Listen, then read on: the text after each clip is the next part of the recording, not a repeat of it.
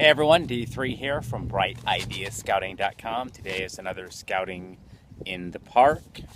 Today is day 21 of our 30-day countdown. We've got just over a week left to our June 1st program update.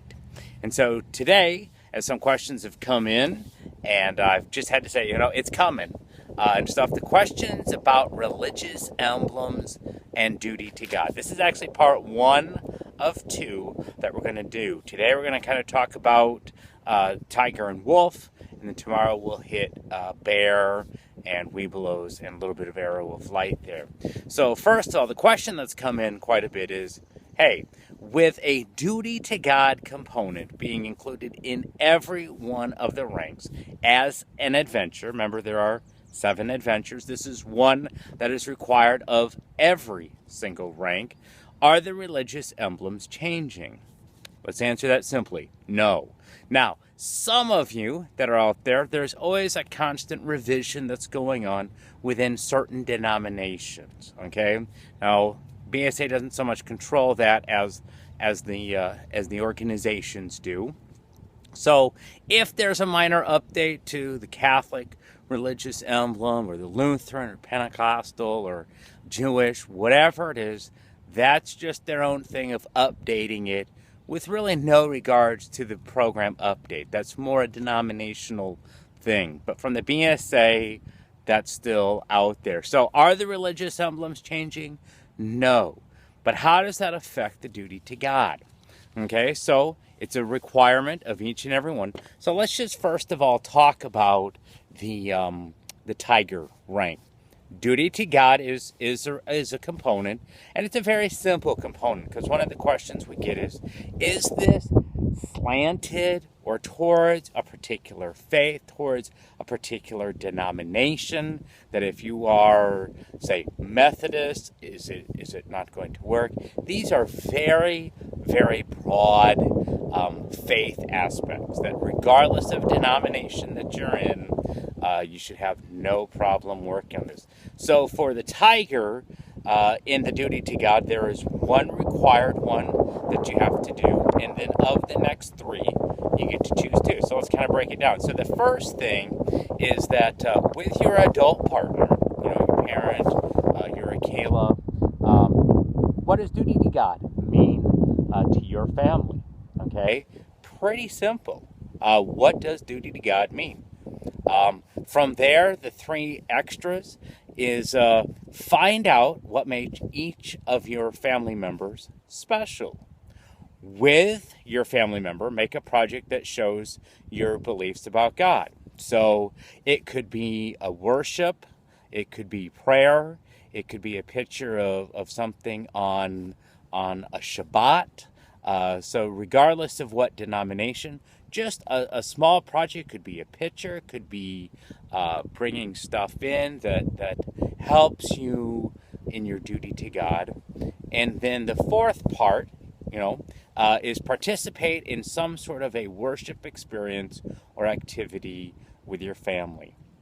So if you're a regular church attender, you can see those are very easy regardless of which denomination that you're in. So that's the tiger. Very simple, especially for those, even if you don't go to church, just the religious aspects of a camp overnight, having a non-denominational faith, easy to accommodate that in a very simple form. Now, moving on to the wolf, they have 2 requirements, number 1, number 2.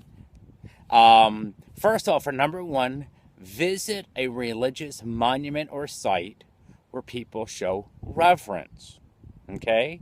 This could be a temple, this could be a synagogue, this could be something in a park. Very simple. And then, secondly, create a display of your visit to share.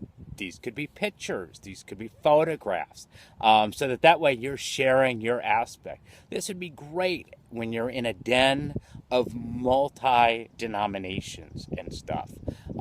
So it just helps everyone kind of see the different aspects. So very simple.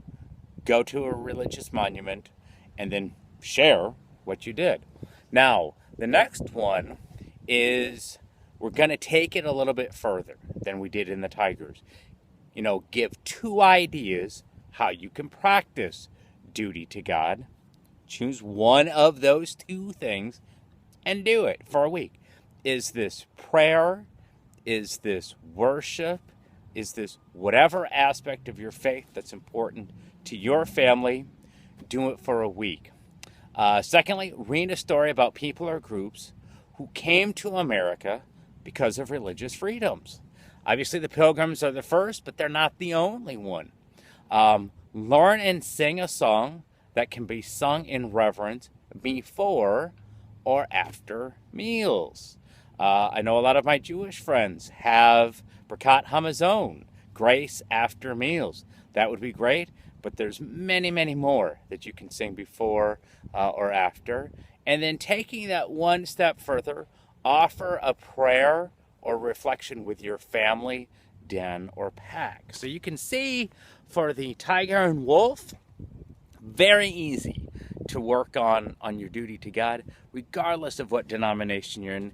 And it helps to introduce the concept of faith and to show one's duty to God. If your kids are in Sunday school, this is going to be a piece of cake. If you don't regularly attend a church, don't worry. These are still very easy, very broad topics that you can work with at any time in your den. So, as always, until tomorrow, which will be part 2, learn everything you can, share everything you know, and live by the Scout Oath and Scout Law.